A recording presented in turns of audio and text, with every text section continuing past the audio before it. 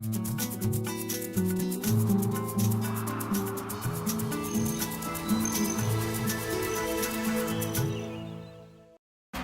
desenvolvimento tem dois aspectos.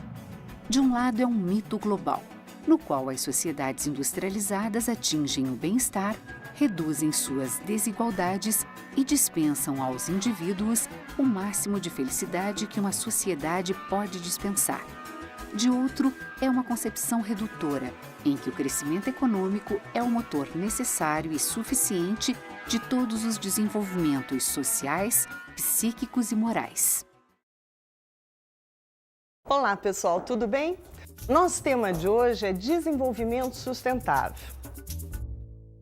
E esse texto que você acabou de ouvir, do Edgar Morin, que é um pensador social muito instigante, que vem trabalhando com os temas relacionados tanto à sociedade como à natureza. É um autor que tem buscado justamente a interdisciplinaridade, fazendo um diálogo com as ciências naturais, com as ciências humanas, com as ciências exatas. E quando ele discute desenvolvimento, esse mito que foi criado pelas sociedades industrializadas, ele está questionando realmente a palavra, o termo. O que quer dizer esse desenvolvimento? Até que ponto nós entendemos que o desenvolvimento é sinônimo de crescimento, de satisfação das necessidades, de felicidade para o ser humano? A questão principal que ele discute é, inclusive, como a gente usa esse termo para se referir a quem é desenvolvido, que seriam os países industrializados, e aqueles que não são desenvolvidos e são chamados muitas vezes de subdesenvolvidos. Por que subdesenvolvidos? Porque não têm o mesmo crescimento econômico que outros países? Então, é um pouco sobre isso que nós vamos falar hoje na nossa aula.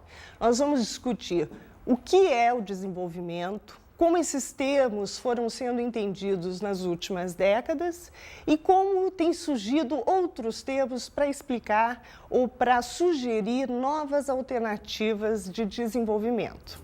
Desenvolvimento e ambiente. Essa primeira parte da nossa aula é justamente sobre a concepção de desenvolvimento que nós tivemos a partir da Segunda Guerra Mundial. Vocês sabem que os países se dividiram após a Segunda Guerra Mundial em dois grandes blocos hegemônicos e antagônicos, um defendendo o modo de produção capitalista e outro defendendo o modo de produção socialista.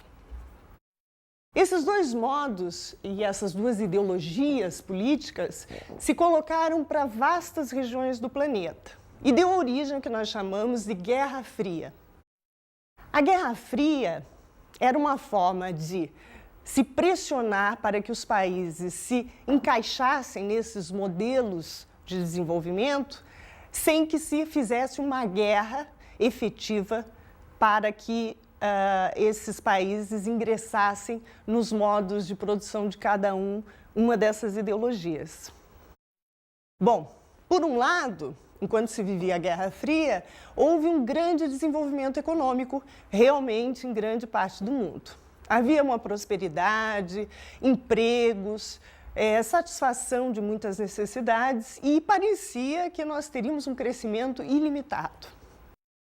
Bom, do ponto de vista ambiental, enquanto ocorria esse desenvolvimento e essa sensação de prosperidade no mundo, as bombas de Hiroshima e Nagasaki, que foram jogadas pelos Estados Unidos em 1945, alertavam o mundo para a capacidade do ser humano de intervir radicalmente sobre o curso da natureza.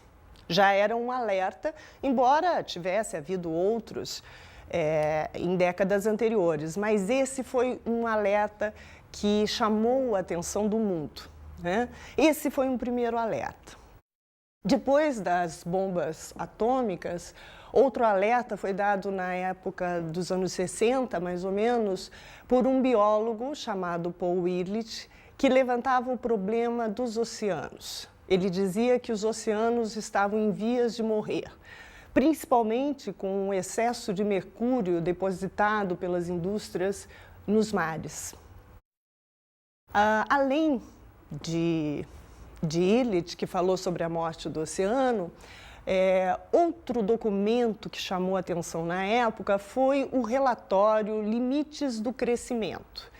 Esse relatório foi pedido, encomendado pelo Clube de Roma, em 1972, ao Instituto de Tecnologia de Massachusetts, nos Estados Unidos.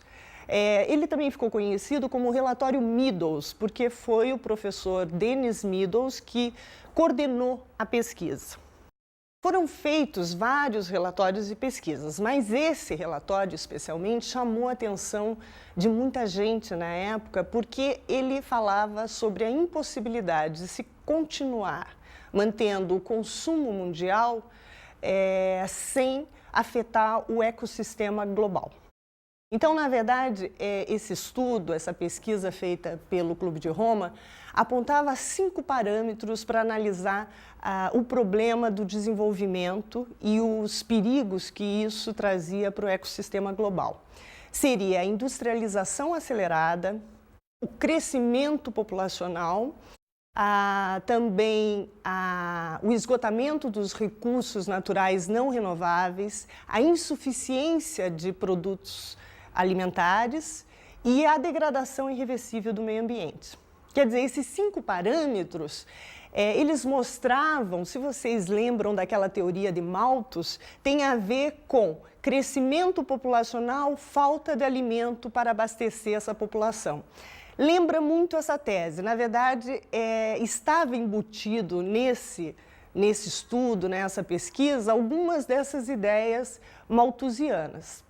Eles não estavam totalmente errados, realmente era preciso dar uma chamada de atenção, um estado de choque, né, para que as pessoas começassem a perceber os limites do crescimento. Mas era uma postura um tanto apocalíptica, eles diziam que até 2050 a população se extinguiria em parte por conta desses problemas, ou que haveria falta de alimentos, coisa que realmente não aconteceu. Mas a contribuição desse tipo de questões que foram colocadas realmente gerou uma preocupação dos partidos políticos, das organizações governamentais, que não puderam ficar indiferentes a isso, né? Agora, isso não mudou significativamente o que continuou acontecendo em relação aos problemas ecológicos. Nos anos 80, especialmente, vários acidentes, vários acontecimentos em muitas regiões do planeta chocaram a população pelo risco que colocavam não só o ambiente, mas a própria população. Então, um desses exemplos é o que aconteceu em Bhopal, na Índia, né? A cidade de Bhopal, ela tinha uma fábrica de agrotóxicos e houve um vazamento de gases letais que contaminaram, rapidamente evaporaram e contaminaram muitas pessoas. Morreram cerca de 8.000 pessoas na época. Bom, além dessas pessoas terem morrido, houveram sequelas em muitas pessoas que sobreviveram, né, e que sofreram problemas de cegueira, no aparelho digestivo, problemas de memória, enfim, uma série de problemas de saúde. Esse foi considerado o maior acidente químico da história. Ainda nos anos 80, houve 2 acidentes nos reatores nucleares de Three Mile Island, na Pensilvânia, e em Chernobyl, na Ucrânia. Especialmente o acidente que ocorreu em Chernobyl chamou a atenção do mundo para o fato de que os problemas ambientais não provinham só das sociedades capitalistas, mas também ocorriam nas sociedades industrializadas socialistas. A radiação que ocorreu com esse acidente de Chernobyl foi 10 vezes maior que de Hiroshima e Nagasaki. Para vocês terem uma ideia do que significou esse acidente. Entre 86 e 1994, houve um crescimento de câncer do tireoide, principalmente na população infantil, e como também não atingiu só a região da Ucrânia, mas atingiu também a Bielorrússia e a Rússia. Então, mostrou também como esses acidentes extrapolavam as fronteiras locais. Outro problema relacionado à degradação ambiental é o do Mar de Aral, que fica entre o Uzbequistão e o Cazaquistão. Esse é o quarto maior mar interior da Terra e ocupa cerca de 66 mil quilômetros quadrados. O problema é que projetos de irrigação de plantações de algodão foram feitos ligando dois rios que correm para esse mar e que acabaram por secar 90% da água desse Mar de Aral. Então, esse é um fenômeno também que passou a assustar a partir dos anos 70. Outro fato também que nos preocupa hoje em dia é a questão do Lago Baikal, na Sibéria, que tem cerca de 638 quilômetros de comprimento e é um dos lagos com as águas mais profundas e responsável por 20% de água doce que nós temos no planeta.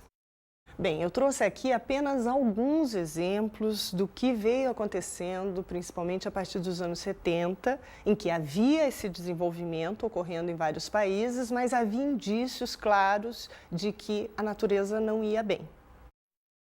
Claro que todos os alarmes catastróficos, esses relatórios que eu comentei com vocês que foram feitos, denúncias, não foram suficientes para mudar a situação.